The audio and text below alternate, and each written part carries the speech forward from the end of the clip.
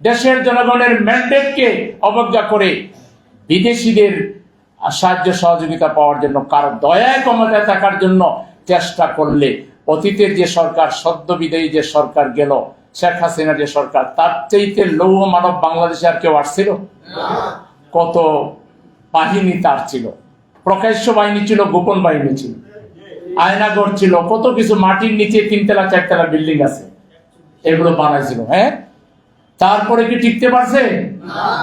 আর আপনারা কি তাদের চাইতে বেশি শক্তিশালী? আপনারা তো কেমন শক্তিশালী 17 বছর মানুষ টের পাইছে, ঠিক না? সুতরাং জনগণের সাথে থাকুন। একটা গ্রাম্য প্রবাদ আছে, সুখে থাকলে বুথে খিলায়। নগদ নিয়ে এলো হার না মানা হার অফার। সর্বনিম্ন 10,000 টাকা রেমিটেন্স নগদে পাঠালে থাকছে স্বর্ণের হার জেতার সুযোগ। দেখেছি যাদের ঐক্য ধরে রাখার কথা, তারাই ঐক্যকে বিনষ্ট করার কাজে সবচেয়ে বেশি অগ্রসর থাকে, তারাই ঐক্যকে বিনষ্ট করে দেয়। এবং বিশেষ করে এই কথাটা আমাদের এই দেশের জন্য প্রযোজ্য। পৃথিবীতে আরো বহু দেশ স্বাধীন হয়েছে, আমারও আল্লাহর মতে পৃথিবীতে বহু দেশে যাওয়ার সুযোগ হয়েছে। এই স্বাধীনতার পক্ষ বিপক্ষ, এই বিভাজনটা বাংলাদেশ ছাড়া দুনিয়ার কোথাও নেই। কেউ যদি আমরা দেখাইতে পারেন যে দুনিয়ার কোন রাজনৈতিক নেতা তার বক্তৃতায় উঠে জাতিকে প্রথমে ভাগ করে, ডিভাইড এন্ড রুল পলিসি, এটা আমাদের প্রতিবেশী একটি শক্তির বাংলাদেশকে দুর্বল করার জন্য, বাংলাদেশকে তাদের মানে করদ্রাজ্য বানাবার জন্য, এই জিনিসটা শুধু এই জায়গায় আছে দুনিয়ার প্রথমে। এবং আমাদের এই সুন্দর একটা দেশ, শরৎ ঋতুর প্রাকৃতিক সৌন্দর্য মণ্ডিত, বৈচিত্র্য মণ্ডিত একটা দেশ। দেশের মানুষ অত্যন্ত সহজ সরল, অল্পে তুষ্ট, খেয়ে না খেয়ে তারা বন্ধু সুলভ আচরণ করে, কেউ বিপদে পড়লে সবাই ঝাঁপায়ে পড়ে। এই ধরনের একটা দেশে আমাদের ঘরে ঘরে বিভাজন তৈরি করেছিল একটা গোষ্ঠী, এবং তার কিছুটা রেশ এখনো আছে। এই যে বিগত জুলাই আন্দোলনে সবচেয়ে বড় স্টেক হোল্ডার কারা ছিল? এদেশের সাধারণ ছাত্র সমাজ ছিল। আর তাদেরকে সবচেয়ে বেশি সম্মুখ সমরে সহযোগিতা করেছে এদেশের তরুণদের ছাত্র সংগঠন, ছাত্র শিবির এবং বৃহত্তর আন্দোলন জামাত ইসলাম। এটা জুলাই যোদ্ধারা মোটেই অস্বীকার করে না। আমরা তো জানি, আমি নিজে একজন জুলাই যোদ্ধা হিসাবে, আমির জামাতের পক্ষ থেকে গঠিত কমিটির একজন সদস্য হিসাবে এই সিটিতে এই আন্দোলনকে বেগবান করার জন্য জীবন বাজি রেখে, জীবনের হুমকি নিয়ে আমরা কিভাবে কাজ করেছি আমরা জানি। এই যে আমরা দ্বিতীয় স্বাধীনতার জন্য এত লড়াই সংগ্রাম করলাম, এখনো কিছু কিছু কুলাঙ্গারি বলতে হবে, এই শব্দটা ব্যবহার করি না, মানে কিছু কিছু বালকিল্য সুলভ আচরণ। আজকেও জাতীয় স্মৃতিসৌধে দেখলাম কয়েকজন স্লোগান দিচ্ছে, রাজাকার রাজাকার। এটা তোমার বাপ কোন দিলে দেখা যাবে তোমার বাপই হইলে 1 নম্বর রাজাকার। রাজাকার কি জিনিস তুমি বোঝো মিয়া? এবং নিজেদের পায়ের নিচে যে মাটি নাই, এটা বুঝতে কোনো অসুবিধা হচ্ছে নাকি? বাংলাদেশে এরকম এইসব আখাদ্য প্রখাদ্য এখন আর চলে না। ওগুলো জুলাই বিপ্লবের মধ্য দিয়ে বাংলাদেশের মানুষ দিয়েছে। এখনো যারা বাংলাদেশের বিভাজনের কথা বলবে, নানা মানে অসংলগ্ন কথা বলবে এবং নানা ধরনের উল্টাপাল্টা স্লোগান দিবে, এদেরকে জনগণ তাদের প্রয়োজনে ইচ্ছে মতো এদেরকে যে ধরনের ব্যবস্থা নেওয়া দরকার জনগণই সেটা নিবে ইনশাআল্লাহ। এরা এখনো নিজেদের অস্তিত্বই যে শেষ হয়ে গেছে। এইসব বামদের ছাত্র সংগঠন বা কিছু লোক আছে, 10টা ভোটও পায় না, 200 ভোটও পায় না। এই যে ইলেকশন হয়ে গেল, এরা ভোট কয়টা পাইছে? হ্যাঁ, 56টা ভোট পাইছে। 56 নম্বর পাগলের মতো হয়, পাগলে কিনা বলে আর ছাগলে কিনা খায়। এরা এরকমই আর মানে নিজের যে কোনো অস্তিত্বই নাই সেটা তারা বুঝতে পারে না, মন যা খুশি তাই তারা বলতে পারে। এজন্য আমাদের আজকে এই দেশের জনগণকে ঐক্যবদ্ধ থাকতে হবে। 1757 সালের সেই নবাব সিরাজউদ্দৌলার পতনের যে মূল কারণ ছিল শুধু যুদ্ধে হেরে গিয়েছিল এটা নয়। সেই সময় বলা হয়েছিল যে পরিমাণ কৃষক রাস্তায় কৃষিকাজ করছিল, সবাই যদি একটা করে পাথর নিয়ে এটা প্রতিরোধ করত, তাহলে নবাব সিরাজউদ্দৌলাকে এইভাবে গ্রেপ্তার করে নিয়ে যেতে পারতো না এবং তার পতনও হতো না, কারণ এই জাতি সচেতন ছিল না। আজকে আমরা স্বাধীনতা পেয়েছি, দ্বিতীয় স্বাধীনতা পেয়েছি, এই স্বাধীনতাকে কেড়ে নেওয়ার চক্রান্ত হচ্ছে। বিদেশে মস্তক বিক্রি করে দিয়ে কিছু শর্ত সাপেক্ষে দেশের এক শ্রেণীর মানুষ তারা ক্ষমতায় থাকার জন্য বিভোর হয়ে গেছে, পাগল হয়ে গেছে, কিন্তু তারা জানে না জনগণ ভালো করে জানে কে কোথায় মাথা রেখে মস্তক বন্ধক রেখে কি করেছেন, জনগণ ভালো করে জানে। সময় মতো সব অলরেডি ওপেন হয়েছে, সময় মতো সব ওপেন হয়ে যাবে। এবং এই ধরনের দেশের জনগণকে অবজ্ঞা করে, দেশের জনগণের ম্যান্ডেটকে অবজ্ঞা করে বিদেশিদের সাহায্য সহযোগিতা পাওয়ার জন্য, কারো দয়ায় ক্ষমতায় থাকার জন্য চেষ্টা করলে অতীতের যে সরকার, সদ্য বিদায়ী যে সরকার গেল, শেখ হাসিনা যে সরকার, তার চাইতে লৌহ মানব বাংলাদেশে আর কেউ আসছিল? কত বাহিনী তার ছিল, প্রকাশ্য বাহিনী ছিল, গোপন বাহিনী ছিল, আয়নাগর ছিল, কত কিছু, মাটির নিচে 3তলা 4তলা বিল্ডিং আছে, এগুলো বানাইছিল। হ্যাঁ, তারপরে কি টিকতে পারছে? আর আপনারা কি তাদের চাইতে বেশি শক্তিশালী? আপনারা তো কেমন শক্তিশালী 17 বছর মানুষ টের পাইছে, ঠিক না? সুতরাং জনগণের সাথে থাকুন। একটা গ্রাম্য প্রবাদ আছে, সুখে থাকলে বুথে খিলায়। এখন যেভাবে হোক বলতেছেন তো 49% সাপোর্ট নিয়ে আসছেন, তাইলে এত ভয় কেন?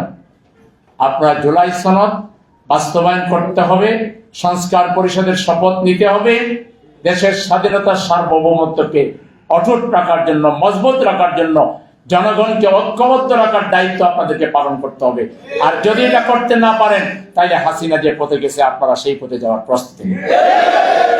পথ একটাই আছে, হাসিনা তো আশ্রয় পাইছে, আপনাদেরকে আশ্রয় কে দিবে?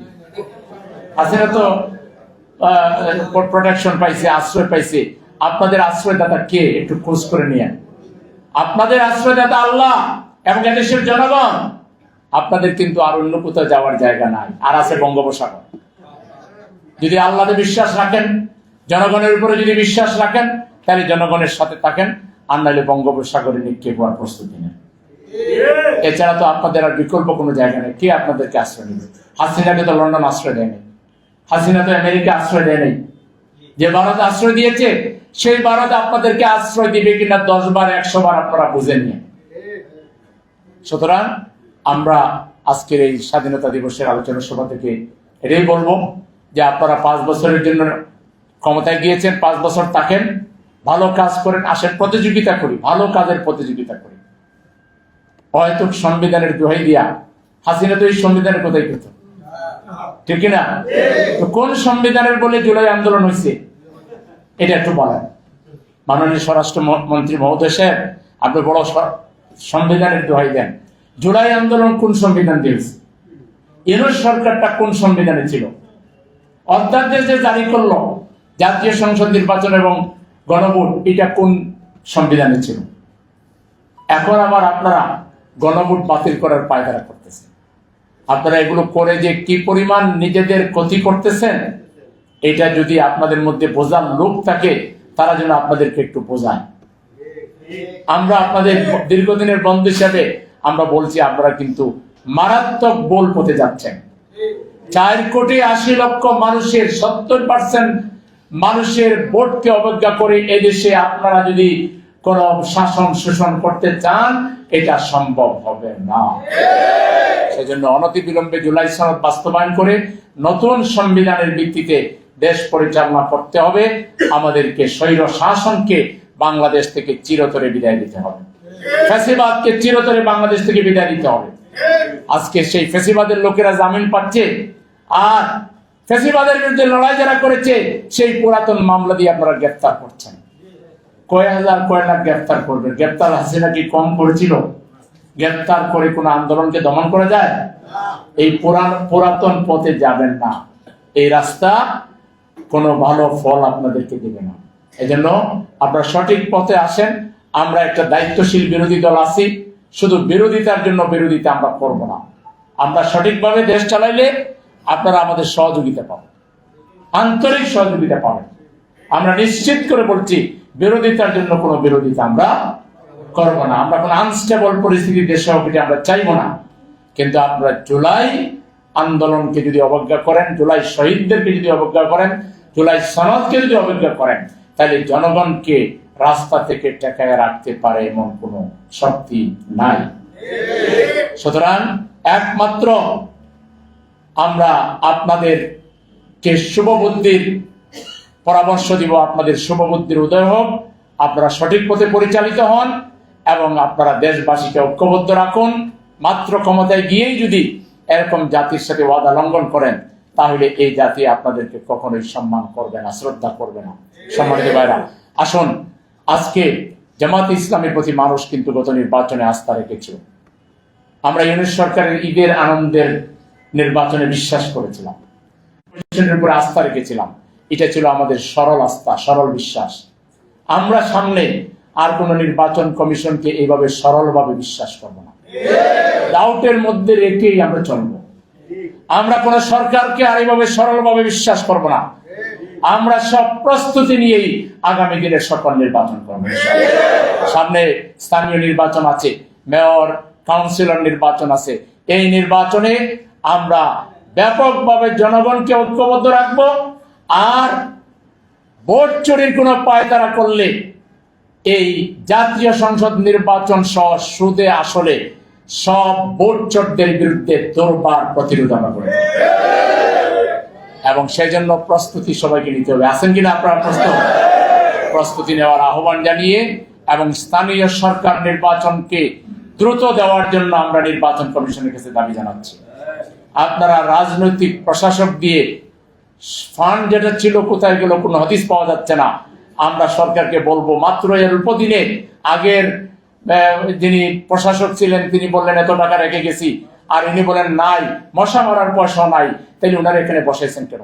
দ্রুত নির্বাচন দেন এবং নির্বাচিত জনপ্রতিনিধিরাই সিটি কর্পোরেশনের সব সমস্যার সমাধান করবে ইনশাআল্লাহ।